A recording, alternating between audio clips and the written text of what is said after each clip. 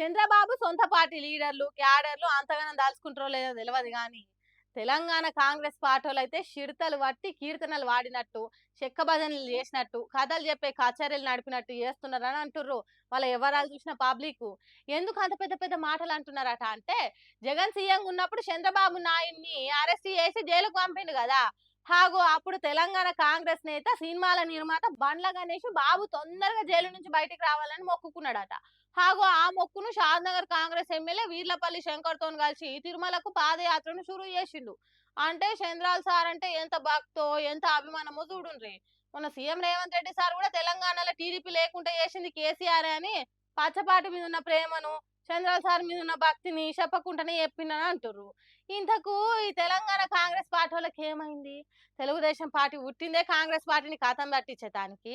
NT Ramarao బతుకున్నంత కాలం Congress party మీదనే కొట్లాడిండు. అది మరిచి కాంగ్రెస్ పార్టోళ్ళు ఇప్పుడు టీడీపీ పార్టీని లీడర్లకు భజన చేస్తున్నారని అంటున్నారు.